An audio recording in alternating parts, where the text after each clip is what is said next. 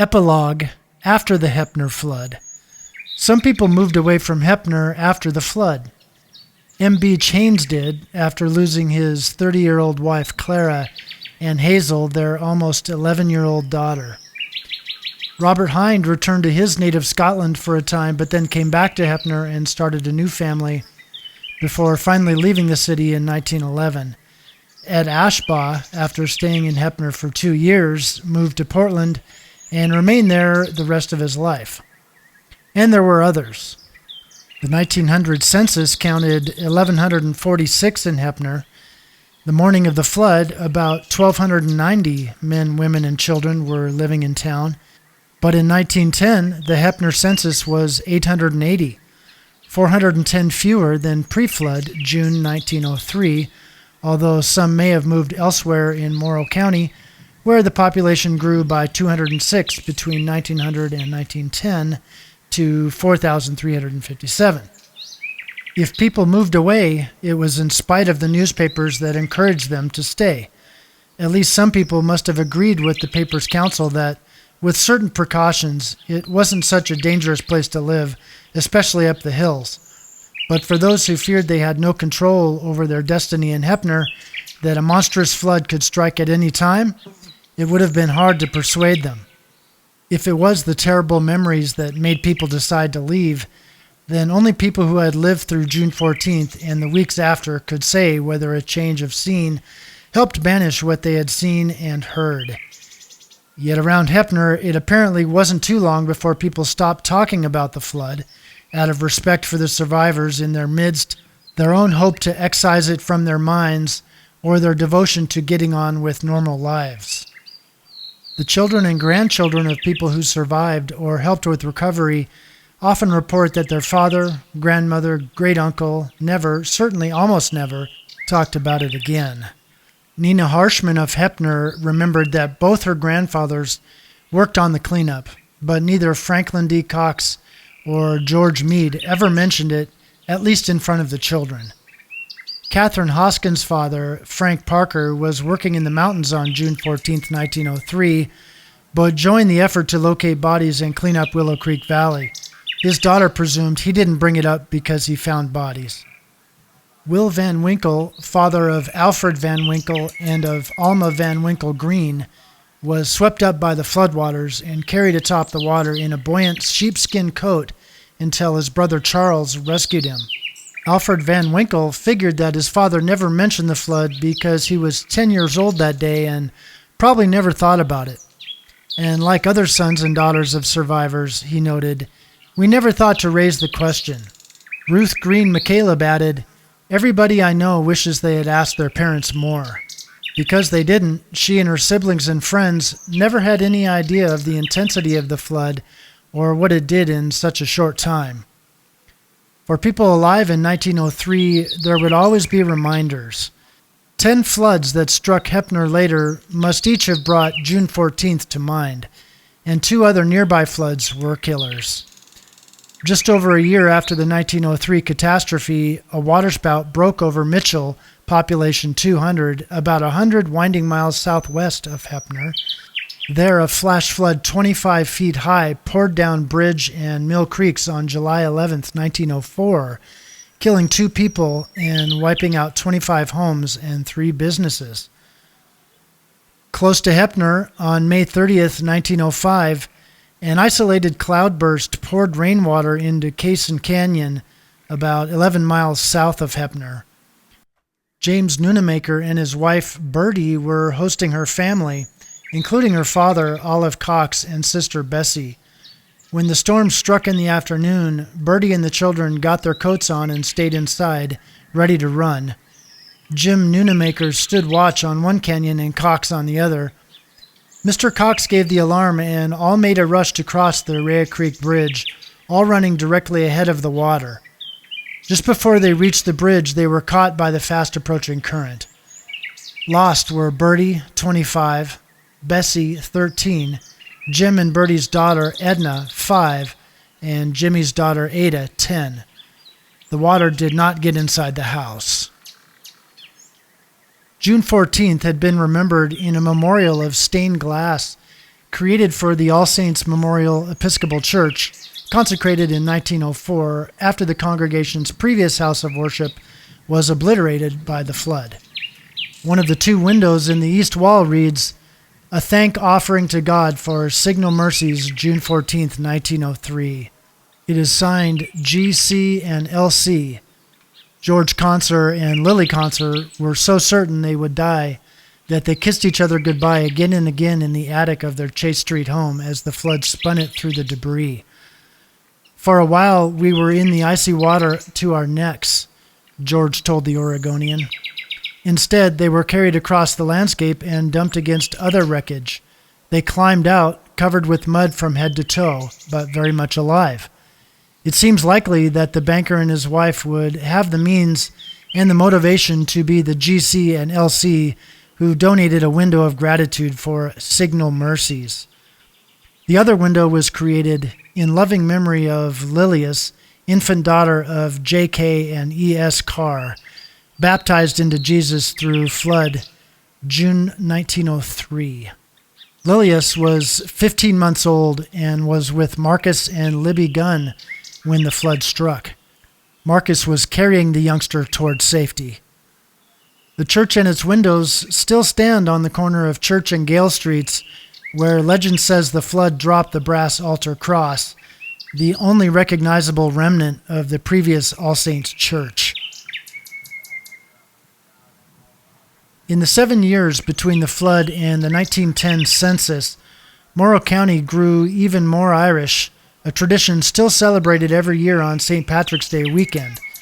Morrow County citizens, perhaps then hearing more often the strains of "When Irish Eyes Are Smiling," probably weren't surprised when the 1910 census revealed the biggest group of new residents had been born in the Emerald Isle. The 133 new Irish immigrants joined 77 who had arrived in Morrow County by 1900. The county was actually slightly more Caucasian in the 1910 count, with only 17 non-white people living in all of Morrow County. The loss of at least 7 Chinese men and 1 Japanese man in the flood obviously affected Heppner's contribution to the county's diversity. Immediately after the flood, it seemed obvious that Heppner would replace vulnerable wood structures with masonry. But apparently the town did not rise from the flood clad in brick, concrete, and stone after all. Almost 15 years after the flood, the Gazette-Times published an editorial inspired by one more disaster in Heppner's history of destructive fires. The paper lectured, "The difference in cost between wood and brick or concrete is negligible, but the difference in fire resistance has been demonstrated thoroughly in Monday's fire." Just 6 weeks later, Heppner lost most of its business district, including the Palace Hotel, to yet another fire. This time, the editorial struck a theme that flood survivors would have recognized. Heppner has been hit hard. It would seem that elements are against us. Still, things are not so bad. They are largely what we make them. Let us roll up our sleeves for the making of a better city. People are always stronger for overcoming such difficulties.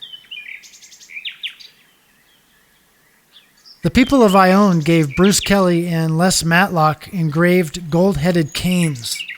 The colorful Matlock carried that cane everywhere for the rest of his life. Those who knew of the Kelly-Matlock ride must have been reminded of it when they saw the dapper Matlock strolling the streets of Heppner, always formally dressed and ready to tip his hat to the ladies. Matlock's cane, now on display in the Morrow County Museum, reads, "Leslie Matlock, presented by the people of Ione in grateful remembrance of heroic ride during flood at Heppner, June 14th, 1903. Howard Bryant of Heppner, who grew up in the Kellys' ranch home, where both of Howard's parents worked, thought that Bruce, who rarely spoke except when moved to criticize Franklin D. Roosevelt, probably kept his cane in a closet.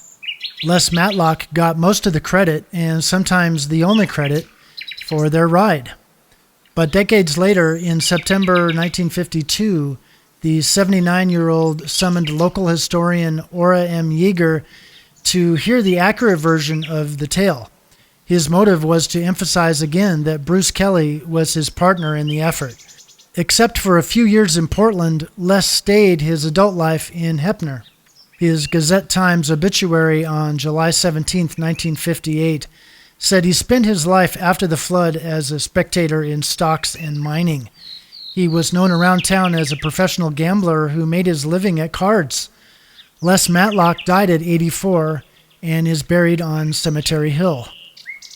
Bruce Kelly later became briefly famous again when his father, Norman Kelly, died in 1908 and left Bruce $50. Bruce sued to overturn his father's will.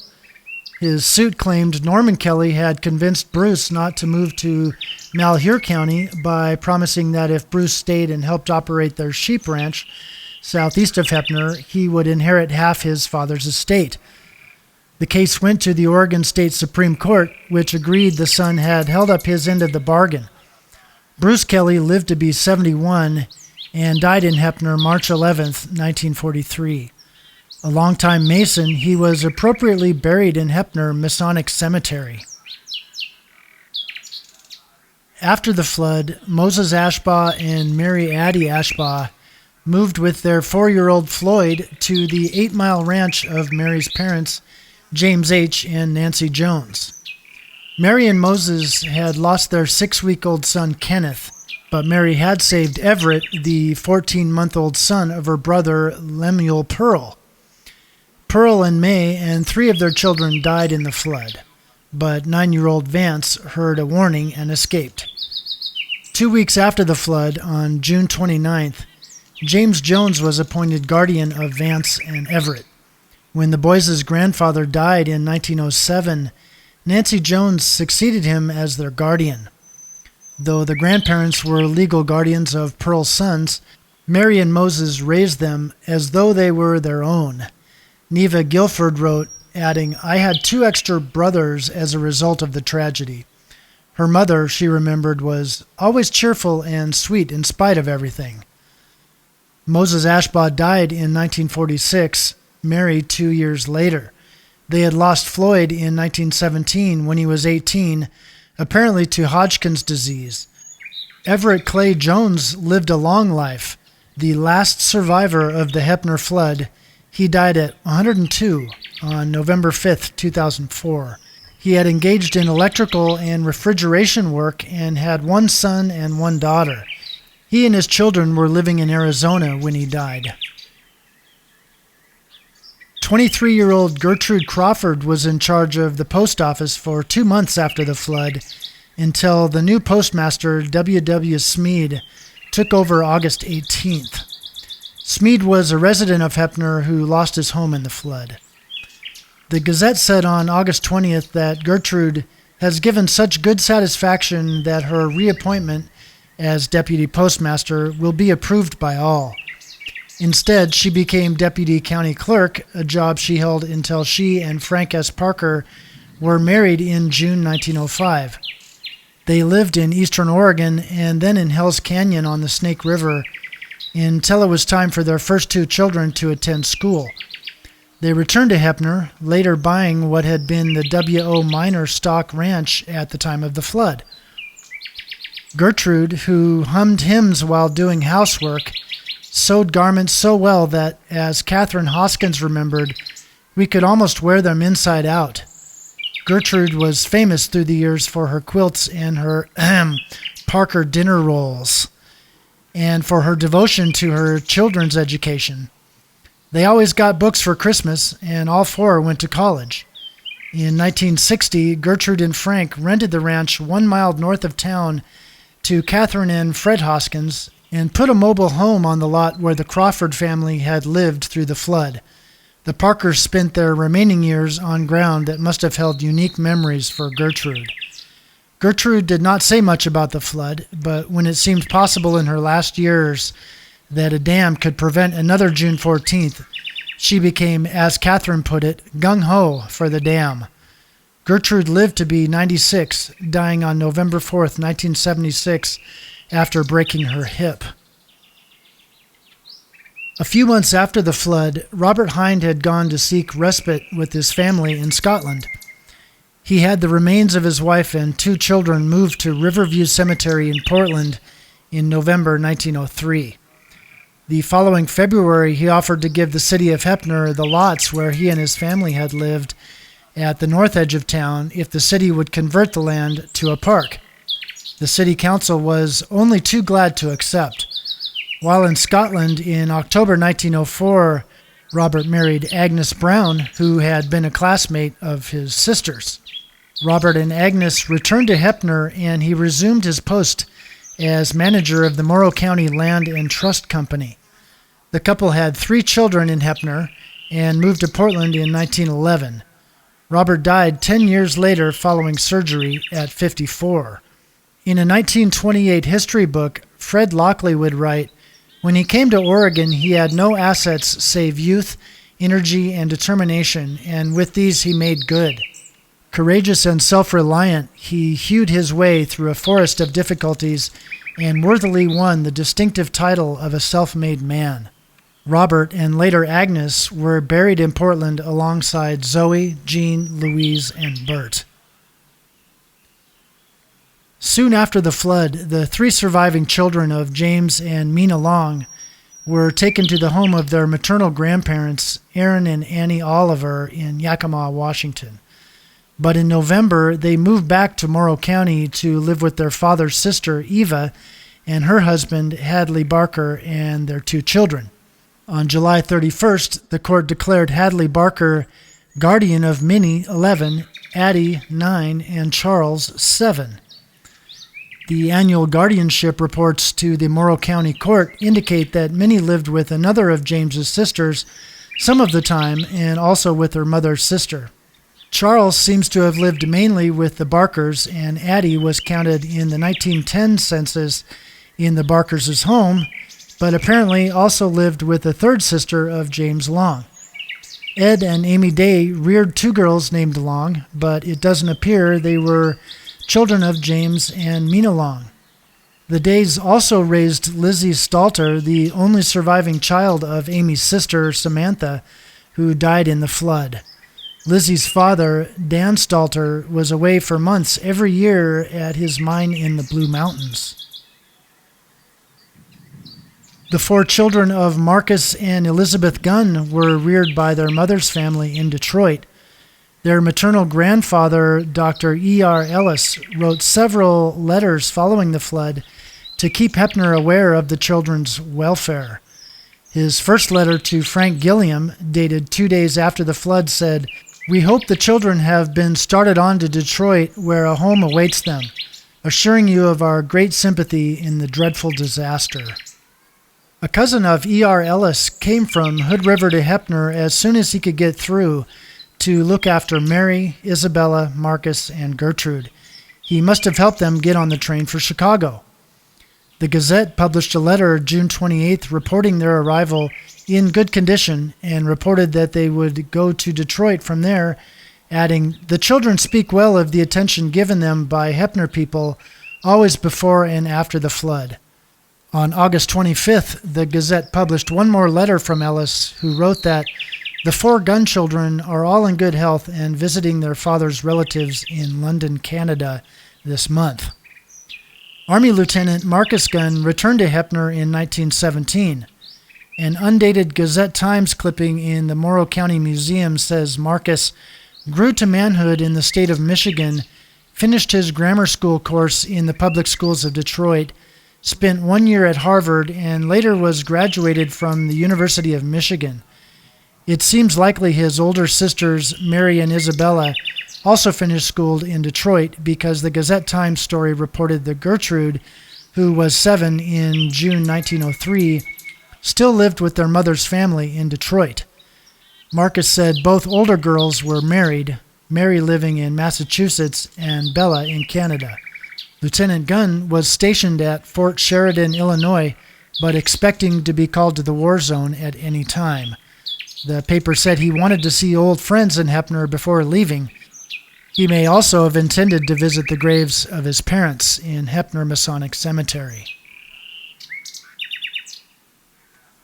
When Frank Gilliam died at age 78, he was the community leader he had been for almost 3 decades after the flood. His Gazette-Times obituary spoke of his 63 years in Morrow County and declared that during all these years, no public enterprise for the betterment and upbuilding of the community failed to receive his hearty endorsement and energetic support, and he came to be relied upon whenever any project that was worthy came up for consideration. He became Heppner's U.S. weather observer in 1910, continuing that duty until his death in April 1933. His son Leonard followed him in that role. Frank had been a Mason for 55 years. He was survived by his wife Effie and 5 children. George Witherite Conser was only 53 when he died not quite 5 years after the flood on March 31st, 1908.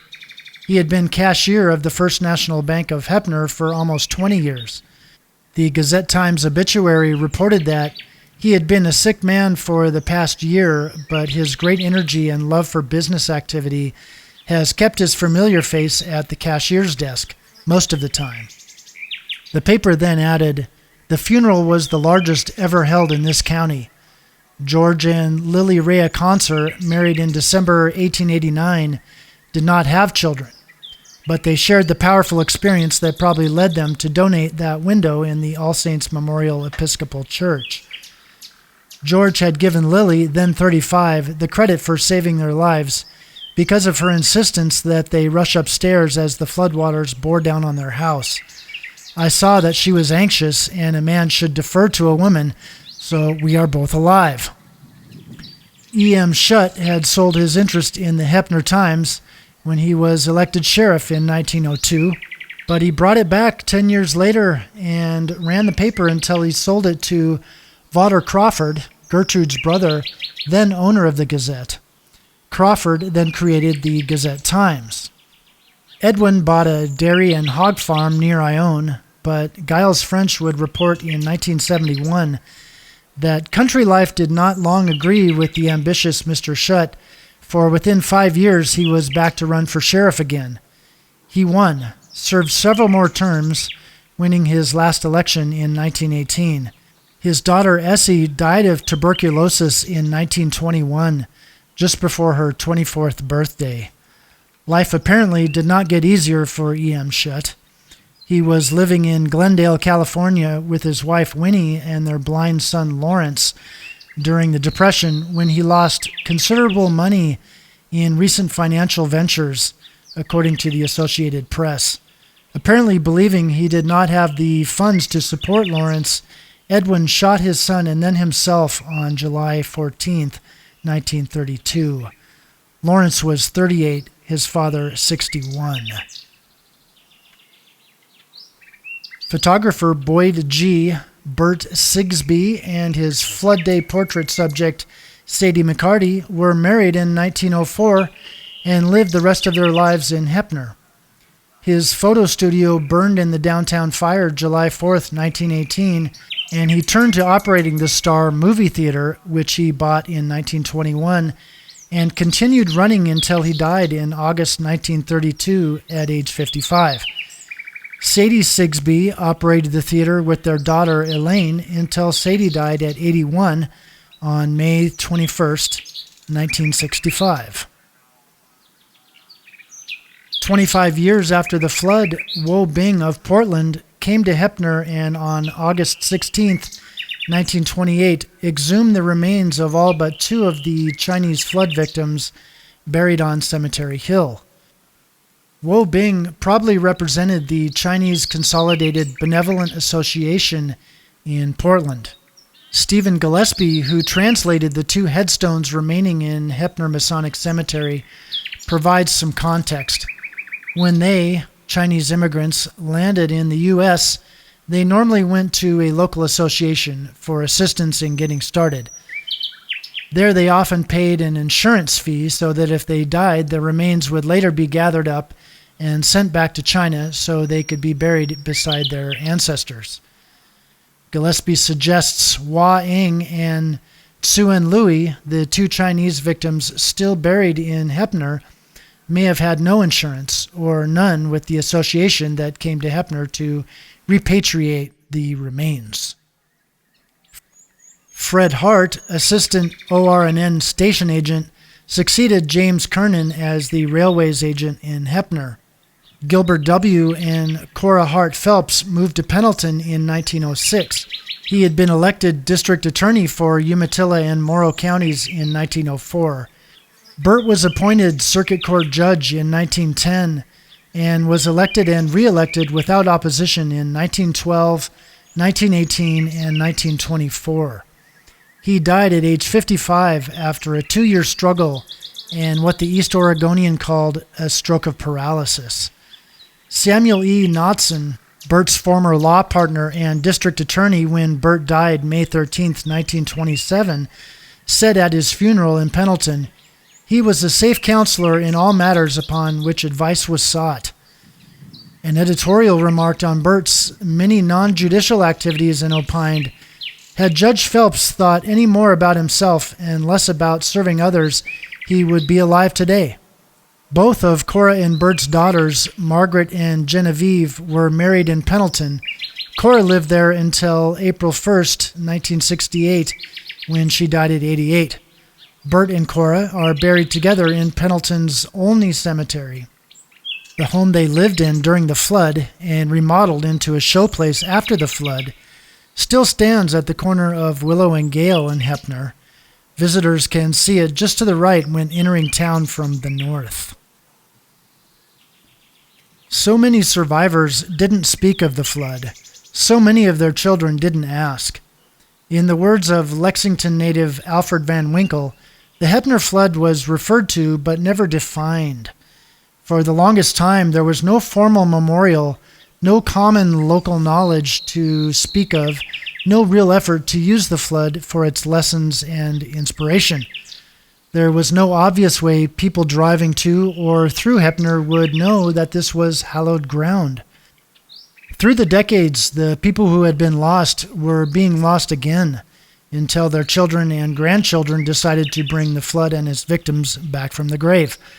Active members of the Morrow County Historical Society took up the cause well before the tragedy's 100th anniversary. Robin Krebs, volunteer curator of the Morrow County Museum, and Sharon Harrison, Heppner banker and descendant of the Keithleys, became the co-chairs of the commemoration committee. They put on a full weekend of events around June 14, 2003. Peg Willis, Pendleton fiddle teacher, and her young ensemble, the Shenanigans, staged a multimedia event Friday night. The most powerful of Burt Sigsbee's flood photos were mounted in the new Heritage Park at the north entrance to town. A plaque telling the flood story went up at the overlook above Willow Creek Lake. With funds from a 2002 dinner theater program and donations from families and others, the committee had commissioned a granite monument, 3 upright tablets that list the victims of the Days of Sorrow in Heppner. The monument was draped until the day of the 100th anniversary of the flood. After it was unveiled, the crowd in Heppner Masonic Cemetery heard 4 women take turns reading aloud its 247 names. Visitors toured the Heritage Museum and the Agriculture Museum with its antique farm equipment and took self-guided tours of the path of the flood and the refurbished cemetery. The other main event took place Saturday night. A lamb dinner for 100 guests was served under a tent in the cemetery, with music by Portland's Cascadia Folk Quartet and a theater production reminiscent of Thornton Wilder's Our Town, with actors walking up from the graveyard to read the words of survivors Cora Phelps, Ed Ashbaugh, Sadie McCarty Sigsbee, and Mike Galloway. Cliff Green was master of ceremonies, and Dan Brosnan reviewed what life had been like in Heppner before June 14, 1903. Cowboy actor Dan Van Shoyak presented the finale, delivering the poem Kelly and Matlock's Ride, which Thomas Murray Spencer of Portland had written in 1903. As Van Shoyak spoke, 2 men on horseback galloped through the darkness from the top of Cemetery Hill, headed the direction of Lexington and Ione. Just north of the monument dedicated that morning, a section of grass stretches without interruption down toward town. When the late afternoon light is just right, it is possible to see that there are graves under that lawn. The granite tablets also act as headstones for flood victims whose wooden markers were lost in a 1951 brush fire or whose identities were never known. Beyond that space, row after row of headstones share one story: June 14th, 1903.